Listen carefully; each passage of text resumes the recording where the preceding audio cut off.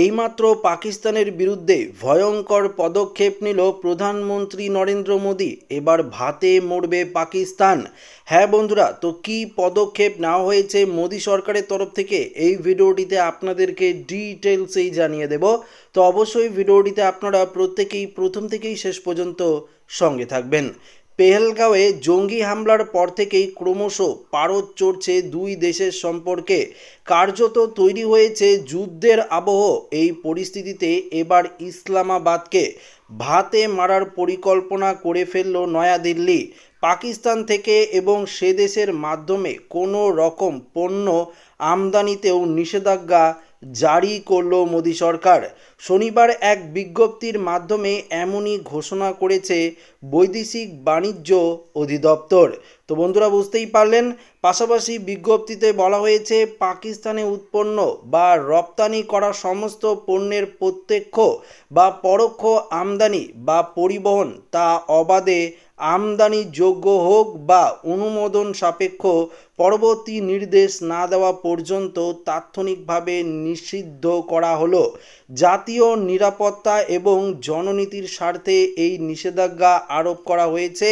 এই নিষেধাজ্ঞায় যে কোনো ব্যতিক্রমের জন্য ভারত সরকার থেকে পূর্ব অনুমোদনের প্রয়োজন। ইতিমধ্যেই লাগু হয়ে গিয়েছে এই নিষেধাজ্ঞা। বন্ধ করে দেওয়া হয়েছে পাকিস্তানের সঙ্গে যোগাযোগের সমস্ত বন্দরও।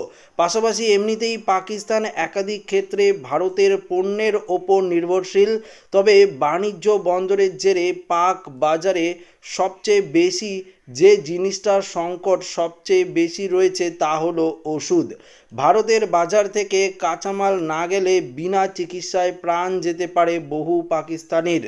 সংকট বুঝে তড়িঘড়ি দেশের ওষুধ প্রস্তুতকারী ও সরবরাহকারী সংস্থাগুলির সঙ্গে বৈঠকে বসেছেন পাক সরকারের আধিকারিকরা। এর মধ্যেই ভারতের তরফ থেকে এই ঘোষণা আরও বিপদ বাড়ল পাকিস্তানের। এখানেই শেষ নয়, বহু জাতির ব্যাংকগুলির সঙ্গেও যোগাযোগ রাখছে দিল্লি।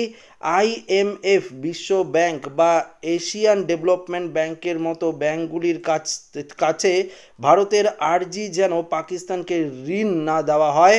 সন্ত্রাসে মদদ দেয় ইসলামাবাদ, এই অভিযোগ তুলতেই আর্জি জানিয়েছে নয়াদিল্লি।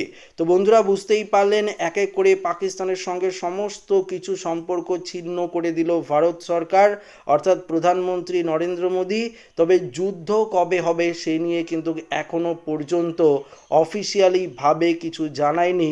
তবে কিন্তু সমস্ত সেনাবাহিনীকে প্রস্তুত থাকতে বলেছে প্রধানমন্ত্রী নরেন্দ্র মোদী।